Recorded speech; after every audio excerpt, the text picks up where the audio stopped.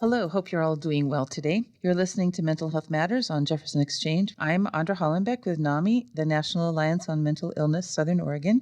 When we discuss health, we cannot talk about complete health without discussing our mental health. On this program, we highlight mental health issues in our community and ways we can improve mental health for everyone. Today, we're talking about NAMI and their NAMIWalks fundraising and awareness raising event with James Ramirez, Leslie Strausfowler, and Tiffany Huynh. Leslie and James are both members of NAMI Southern Oregon Steering Committee, and Tiffany is with NAMI Oregon. Thanks for joining us all. Morning. Yeah, good morning to you. Thanks for having us. Yeah, you bet. So let's just start by telling people what makes NAMI a unique mental health organization. James? To me, what makes NAMI unique as a mental health organization kind of resides in regard to three pillars of support. It means mental health for all, for everyone. It helps promote the awareness of mental health and reduce stigma. But it's also about building community and letting people know that they are not alone in their journey. And then finally, NAMI is about helping to raise funds so we can provide all these services for free. And these are top-rated mental health programs that are available. Okay, we'll talk about some of those programs a little bit later.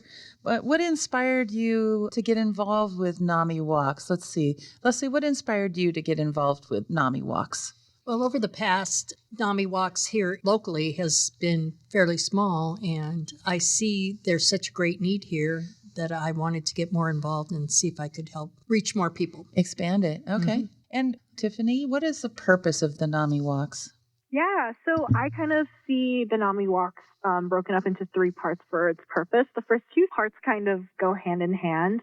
So the walk is pretty much a community building event. It's a great way to promote mental health and break the stigma around it, and then also just meet others in our NAMI community and meet others who are really have a passion about mental health. And then the third reason is that all of the funds that we raise at our NAMIWalks events go straight back into our programs and into our 17 affiliates across the state, helping fund all of our free programming, like support groups and classes. Yeah, it's a really great way to support us and then also just support others in our community. Okay, great. So what are the goals for this year in terms of the NAMIWalks? What are you hoping to achieve? James? Well, like always, we use the term NAMIWalks is forever, right?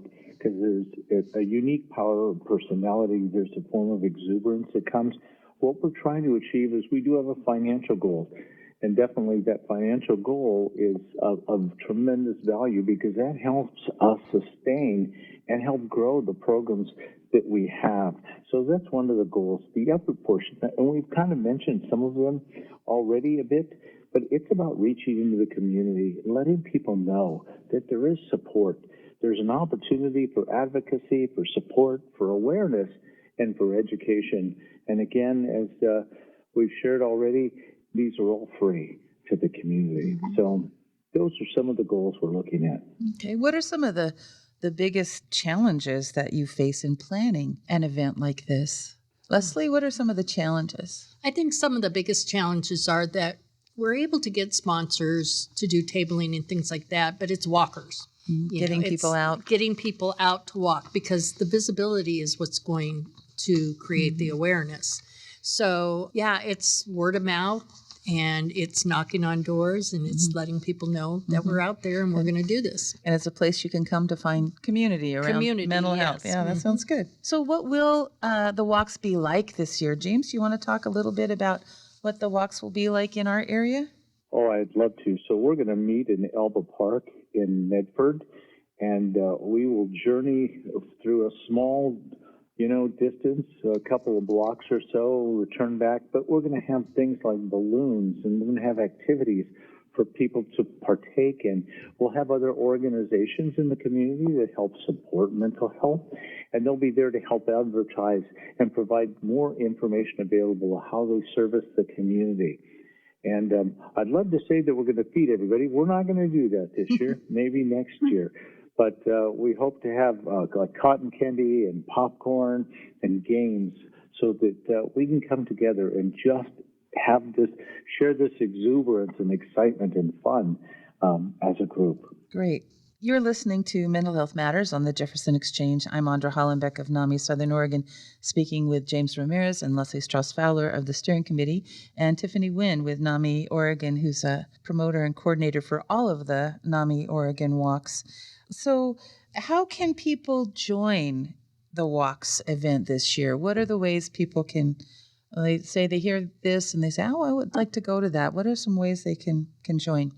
Well, the fun part is there's a multitude of ways that people can join. They can go to the NAMI website, and from that they can see that there's a specific page where you can see how you can donate or how you can be a part. Now, you can actually be someone who's like a captain and you have a group of people who are going to walk with you, or you can provide an individual donation for someone inside of that. And it's definitely networking.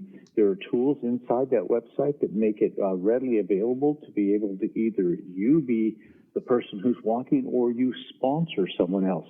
Now, if that's too much, you can also find someone who's walking and you can go say, I want to contribute to you. I want to contribute to NAMI. I'd like to sponsor you, which is of tremendous value, and it helps create greater excitement. So again, there's an app available, fundraising for NAMI. You can go in and look at our website and start your journey on the road. So is that on the NAMI Southern Oregon website, or is that on the NAMI Oregon website?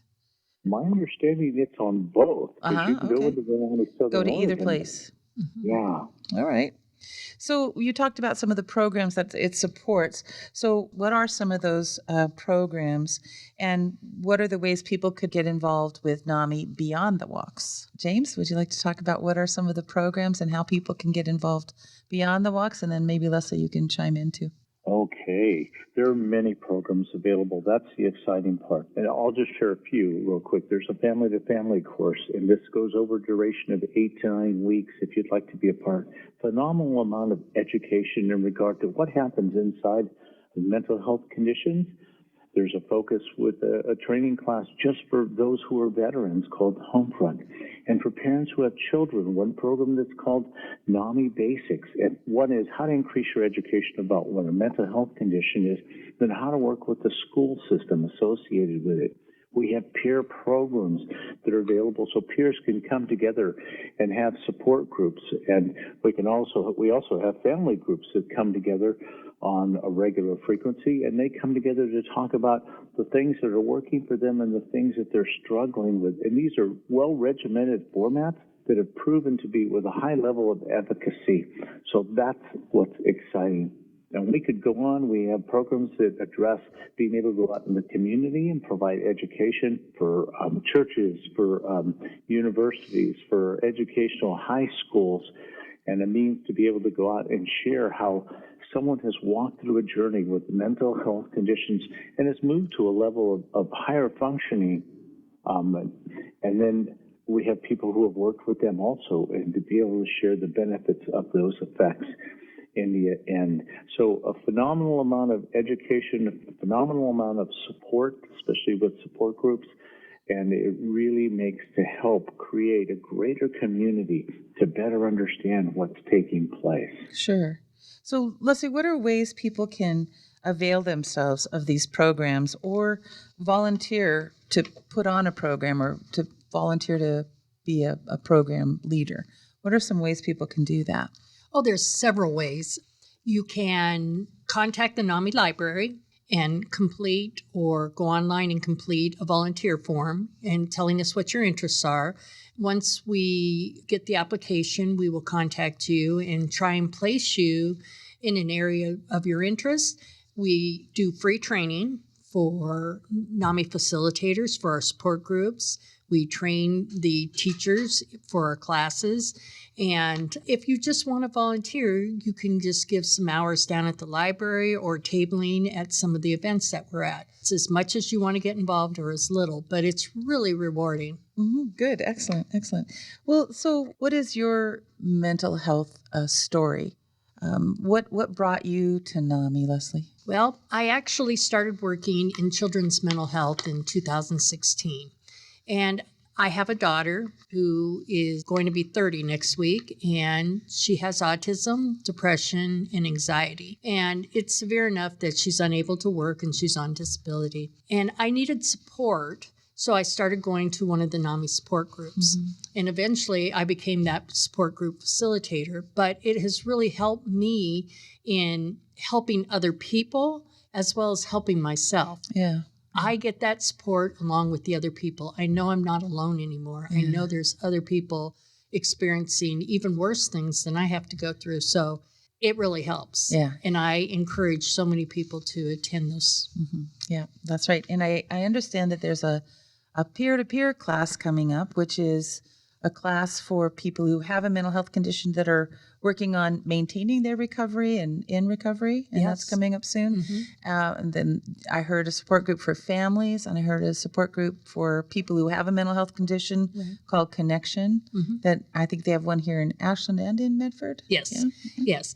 And actually, if you are interested in attending any of the classes, you can go on to the NAMI website and look at the calendar.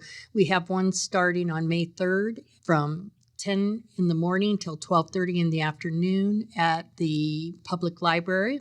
And then we have a peer-to-peer class starting June 3rd. That will be at the Compass House on Tuesday nights at 6 o'clock. And of course, NAMIWalks is what supports all of these events. So what are you hoping to accomplish once we finish the NAMIWalks? What is an accomplishment you would like to be able to point to? James? Definitely there's the financial aspect, but I think the accomplishment I'm looking for is sharing this information with the community and seeing a greater number of people. We have all these services, but unless people know they're available and let them know, I think you both and Leslie have shared it, we are not alone in this journey. And there's a community that can support you and work with you. I want to be able to reach out and touch more and more lives. I think that's the value in it. Yeah, there you go. Tiffany, what's a message you'd like to share with others about mental health? Something that I usually say is that, mental health is really everywhere. It moves in silence. There's not one way that mental health comes up. There's not one type of person. It really affects all of us, whether it's ourselves, our family members, or loved ones. So it's really out there, and we should all just be taking care of each other. Okay, nice. James, what's a message you'd like to share with others about mental health? I guess the message I would share is it's more of the norm than we realize. And 1 out of every 5 people work through a mental health condition. And many times, I think you just shared a little bit about it, that it's hidden and it's secret, and it shouldn't be. We should be able to get assistance and help. If you have a physical affliction, people come to your aid. If you have a mental health condition, people tend to stay away from you. Yeah. So how can we help? Yeah. Well, anything else you guys would like to share about the NAMI Walk? I'd like to say something really quick, Andra. I would just like to thank you personally for the work you do for the Mental Health Matters and the opportunities that you bring to us to be able to share about it. So thank you very much. I agree. Of course, you're very welcome. It's one of my passions to do what I can to help everyone have better mental health outcomes no matter where they are on the trajectory of their illness. So I appreciate that. Well, final word, what's your favorite self-care strategy? Tiffany, what do you like to do? Oh my gosh, I have a bad retail therapy thing. I love shopping. I love a trinket. So if I'm having a really bad day, I'll go out and buy myself a little trinket. Treat. Okay. Yeah. Or I also love meditating. I meditate every single day, either right when I wake up or before I go to bed. And it's just really just a good time to reset either my day or kind of figure out, what my goals are for the day. Sure. And James, what's your favorite self-care? Relaxing and reading a good book. Oh, yeah. That's a good one. Leslie, how about you? Well, I like to walk. And then in the evening before I go to bed, turn my brain off, I do mindfulness exercises. Nice. All right. Good suggestions for everybody. Well, thank you all for sharing with us today about the NAMI Walks. You want to give us the date and the times again, Leslie? May 17th at Alba Park. Registration starts at 11:30. The walk is at 12:30, and it's until 2. Okay. Super. Well, we hope to see everybody there. Thank you for joining us today, Leslie and James and Tiffany. Really appreciate it. You can find more information about NAMI Southern Oregon at the website and about the walks, namisouthern.oregon.org, or email at info@namisouthern.oregon.org. This is Mental Health Matters on the Jefferson Exchange. I'm Andra Hollenbeck, and I thank you for joining us today. You can find this and other interviews at jeffexchange.org or subscribe to this podcast at Apple, Spotify, or wherever you get your podcasts.